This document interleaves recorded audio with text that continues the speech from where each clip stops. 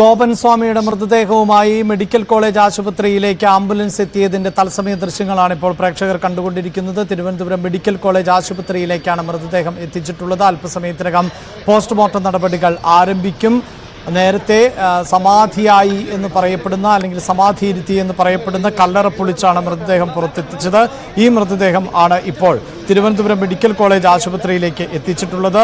ഡോക്ടർമാരുടെ സംഘം ആണ് അല്പസമയത്തിനകം പോസ്റ്റ്മോർട്ടം നടപടികൾ അടക്കം നടത്താൻ പോകുന്നത്. മറ്റ് സാങ്കേതിക പരിശോധനകൾ കൂടി പൂർത്തിയാക്കിയ ശേഷം ആയിരിക്കും വളരെ കൃത്യമായി എന്താണ് സംഭവിച്ചത് എന്നതിൽ വ്യക്തത കൈവരികയുള്ളൂ. മരണം സംഭവിച്ചതാണോ, അതൊരു സ്വാഭാവികമായ മരണം ആയിരുന്നോ, അതിനപ്പുറത്ത് ഏതെങ്കിലും തരത്തിലുള്ള അസ്വാഭാവികതയുണ്ടോ എന്നതിലൊക്കെ വ്യക്തത കൈവരേണ്ടതുണ്ട്. ഇപ്പോൾ വി വിനോദാണ് അവിടെ നിന്ന് ചേരുന്നത്. വിനോദ്, മൃതദേഹം എത്തിച്ചു, പോസ്റ്റ്മോർട്ടം നടപടികളടക്കം അല്പസമയത്തിനകം ആരംഭിക്കും. മറ്റു വിവരങ്ങൾ?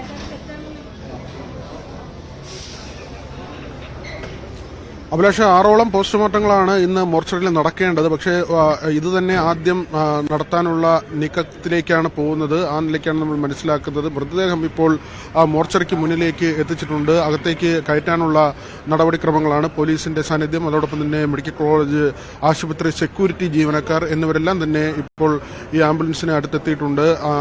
മൃതദേഹം അല്പസമയത്തിനുള്ളിൽ ഈ മോർച്ചറി നടത്തുന്ന റൂമിന്റെ ടേബിളിലേക്ക് എത്തും. അതിനുശേഷമായിരിക്കും ബാക്കി നടപടിക്രമങ്ങൾ. ഇൻക്വസ്റ്റ് നടപടി നേരത്തെ തന്നെ പൂർത്തിയാക്കിയിരുന്നു. ഇതിൽ പ്രധാനമായും സ്വാഭാവിക മരണമാണോ അസ്വാഭാവിക മരണമാണോ എന്ന കാര്യമാണ് പരിശോധിക്കുന്നത്. മൃതദേഹം ഉള്ളിലേക്ക് കൊണ്ടുപോവുകയാണ്. അതിന്റെ ദൃശ്യങ്ങളാണ് നമ്മളിപ്പോൾ പ്രേക്ഷകർക്ക് മുന്നിലേക്ക് എത്തിക്കുന്നത്. ഇതിൽ വലിയ സംശയങ്ങളും ദുരൂഹതകളും ഉള്ള ഒരു മരണമാണ്. നാട്ടുകാരുടെ പരാതി ഉയർന്നു വന്ന ഒരു കാര്യമാണ്. ആ ഒരു സംഭവത്തിലാണ് വിശദമായ അന്വേഷണത്തിലേക്കും പരിശോധനയിലേക്കും കാര്യങ്ങൾ പോകുന്നത്. വളരെ പെട്ടെന്ന് തന്നെ ഇനി ഇതിന്റെ നടപടികൾ പൂർത്തിയാക്കേണ്ടതുണ്ട്. പോസ്റ്റ്മോർട്ടം നടപടി ഉൾപ്പെടെ പൂർത്തിയാക്കി ബന്ധുക്കൾക്ക് ഇന്ന് തന്നെ മൃതദേഹം വിട്ടു നൽകുമെന്ന കാര്യം RDO വ്യക്തമാക്കുകയും ചെയ്തിരുന്നു. ഇനി ഈ പരിശോധന കഴിഞ്ഞാൽ മരണത്തിന്റെ സാധ്യതകൾ ഒരുപക്ഷെ ചില സൂചനകളും നിഗമനങ്ങളുമായിരിക്കും. എല്ലാ കാര്യവും ഈ റിപ്പോർട്ടിൽ തന്നെ വന്നുകൊള്ളണമെന്നില്ല. ചില സൂചനകളിലേക്കോ സംശയങ്ങളിലേക്കോ വിരൽ ചൂണ്ടുന്ന കണ്ടെത്തലുകൾ ഉണ്ടായാൽ അതിന്മേൽ സ്വാഭാവികമായും പോലീസിന്റെ നടപടി ഉണ്ടാകും. അങ്ങനെയാണെങ്കിൽ, അതല്ല സ്വാഭാവിക മരണമാണെങ്കിൽ ഈ ഒരു നിയമപരമായ നടപടി പൂർത്തിയാക്കേണ്ടതുണ്ട്. എന്തുകൊണ്ടും സർക്കാരിന്റെ ഭാഗത്ത് നിന്ന് ഇത്തരമൊരു നടപടി ഉണ്ടാകുമ്പോൾ അത് ശരിയായ പാതയിലാണ്. കാരണം നിയമം എല്ലാവർക്കും ഒരുപോലെ ബാധകമാണ്. നിയമപരമായ നടപടി പൂർത്തിയാക്കേണ്ടതുണ്ട്. ഇത് സ്വാഭാവികമായ ഒരു മരണമാണെങ്കിൽ കൂടിയും സംശയങ്ങൾ അവശേഷിക്കുന്ന സാഹചര്യത്തിൽ കൃത്യമായ പരിശോധന നടത്തി തന്നെ ഈ വിവാദം അവസാനിപ്പിക്കേണ്ടതുണ്ട്. അതുകൊണ്ട് തന്നെയാണ് ഈ പരിശോധന വേണം എന്ന നിലയിലേക്ക് പൊതുവികാരം ഉയർന്നു വന്നതും ഈ ഘട്ടത്തിലേക്ക് കാര്യങ്ങൾ എത്തിയതും. ഇനി മറിച്ച് ഏതെങ്കിലും തരത്തിൽ അസ്വാഭാവികത തോന്നിയാൽ, ഒരുപക്ഷെ ശരീരത്തിൽ വിഷാംശമുണ്ടോ, അല്ലെങ്കിൽ ആന്തരികാവയവങ്ങളിൽ ക്ഷതമുണ്ടോ, ശരീരത്തിൽ മുറിവുകളോ മരണകാരണമായേക്കാവുന്ന തരത്തിലുള്ള ചതവുകളോ മുറിവുകളോ പാടുകളോ ഉണ്ടോ എന്നതടക്കമുള്ള കാര്യങ്ങളെല്ലാം തന്നെ വിശദമായി പരിശോധിക്കും. ഈ പോസ്റ്റ്മോർട്ടം റിപ്പോർട്ട്, അതോടൊപ്പം തന്നെ രാസപരിശോധനാ ഫലം, ഈ ഫലങ്ങളെ ആശ്രയിച്ചായിരിക്കും ഈ കേസിന്റെ തുടർ കാര്യങ്ങൾ ഉണ്ടാവുക. ഇതിൽ വിശദമായ അന്വേഷണത്തിലേക്ക് പോകേണ്ടതുണ്ടോ, അല്ലെങ്കിൽ ഈ വിവാദം ഇവിടം കൊണ്ട് അവസാനിപ്പിക്കണമോ എന്ന കാര്യത്തിൽ തീരുമാനമെടുക്കുക ഈ റിപ്പോർട്ടുകൾ വന്ന ശേഷമായിരിക്കും. ഏതായിരുന്നാലും സംശയങ്ങൾ ബാക്കി വയ്ക്കാതെ ഇത്തരമൊരു നിയമ നടപടി പൂർത്തിയാക്കുക എന്നത് ഏറ്റവും ആവശ്യമായ ഒരു കാര്യം തന്നെയാണ്. അഭിലാഷ്, യെസ്, അതാണ്. ദുരൂഹത നീക്കേണ്ട ഉത്തരവാദിത്വം പോലീസിനുണ്ട്, നമ്മുടെ നിയമ സംവിധാനങ്ങൾക്കുണ്ട്. അതിനുള്ള നടപടിക്രമങ്ങളിലേക്കാണ് കടക്കുന്നത്.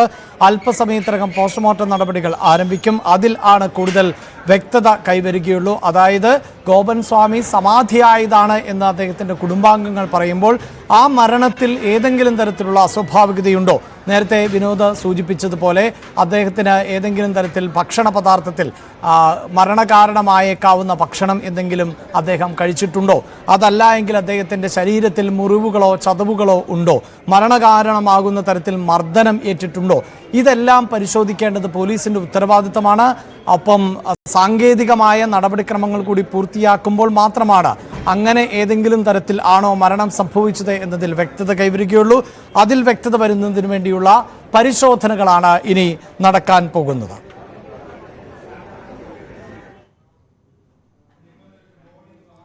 ഒരിടവേള കൂടി.